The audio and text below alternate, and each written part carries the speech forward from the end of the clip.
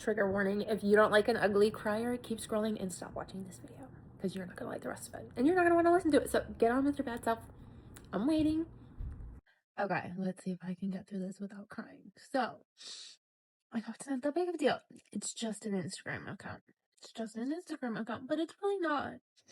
So I'm gonna try to get through it. Last Wednesday, I was going to head to the post office to send out some sponges to Lawyer Veronica, to do a collaboration. It was her birthday. She is doing a birthday trip. Anyway, so I was like heading to the car. I saw a message pop down, saw that my account was deactivated, and I was like, what the heck?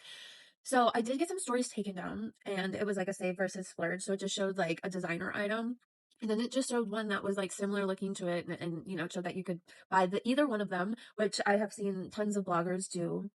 And then I also posted something about Armez Band-Aids, which was somebody else's post that I reshared on my story and said nothing because I saw that Armez had Band-Aids. And they did on their website, on their, maybe not the American website, but I was looking at like the European one and they did. So I was like, okay. And then on that day, which I believe was the day that I stopped paying, like it gave me a message saying on this day, you're going to stop paying for meta verification. And I believe that was the day. So I was just like, how ironic. Anyways, so went in there, was able to submit an appeal. And then like I got some instant reply. I replied to that. I sent out a bunch of messages, probably, I don't know, 5, 7, somewhere under 10. And then got nothing. And then the other day, I saw that you could go get meta verified on a different account and request to talk to a live person. So I did that. And they were like, okay, the account is still in review. Like, it's a good thing that they're like taking forever. And I'm like, okay, fine. So that was like Friday or Saturday. And then I was like, okay, it's Wednesday. I'll just see if I can get another update. And this time the person asked to call me and I was like, this is going to be the real deal.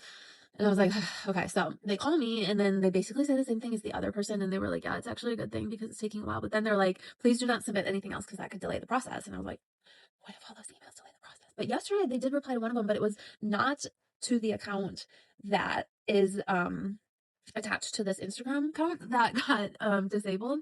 So I don't know. But and also I'm like assuming that that's not the final message.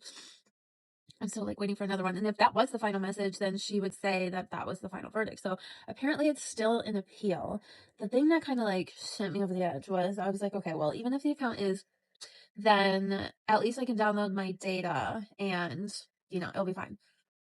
So when your account is disabled and you download the data, you get like your likes and your URL or like something very silly. And I was like, so not the followers, not the pictures, not the stories, not the nothing. And she's like, in regards to inform you. And I was like, so that's what I broke down. And then she just kept reassuring me that it's probably a good sign.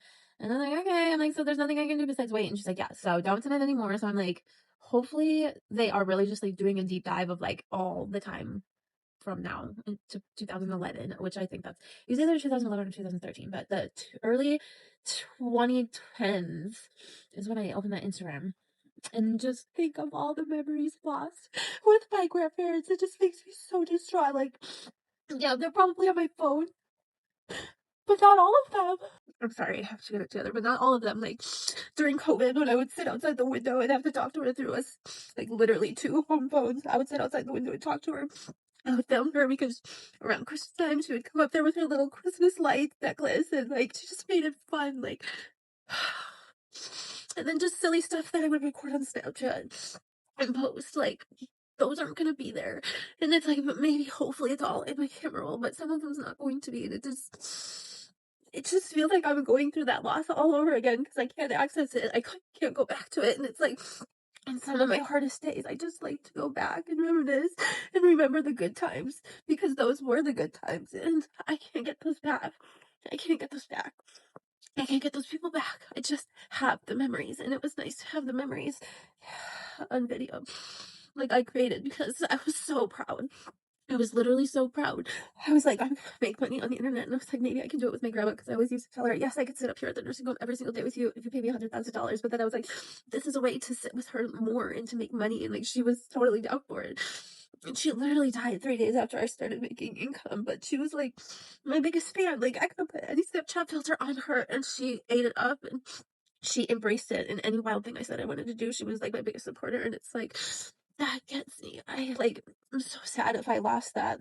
Instagram was like my personal vlog of like what was going through life, and like there were so many stories that I sat and cried on because I couldn't go and see. I could go see her in the nursing home during COVID, but I couldn't touch her. It was so sad, and we got through it. And it's like, ugh, I feel like I'm just going through that loss again, and like I'm losing something so big to me, and I can't control it, and it's like making me so sad, and I'm just like so emotional. I know it's so silly, and a lot of people are like, "Oh, it's just an Instagram," but it was like my child, like it was my baby, like.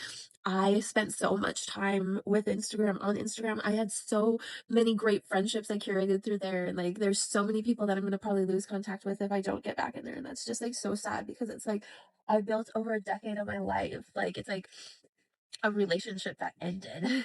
And, like, I don't know how better to describe it. It's like losing your dog. Like, to people that are not in my shoes, like, I'm trying to give a relatable topic. And I know you guys are all going to probably say that that's not relatable or those things. Like, I'm being dramatic. And maybe I am, but yeah. So it was really cool that Meta called me today. It gave me a little bit of faith that they like took the time and like literally called me.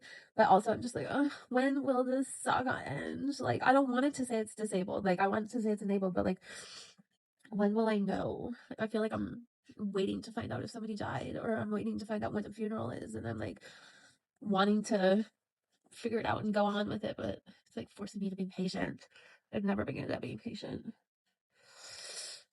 So that's the update. Pray for me. Send good vibes. And if you're a brand and would reach out to Meta on my behalf, because I've also heard that if brands reach out to Meta on your behalf saying that they're a good influencer, they're a good positive account, they are like detrimental to your account and marketing too as well, and they feel like I've done nothing wrong, that would be great. So staying strong and stay with me for hopefully another update that it's enabled. I have faith.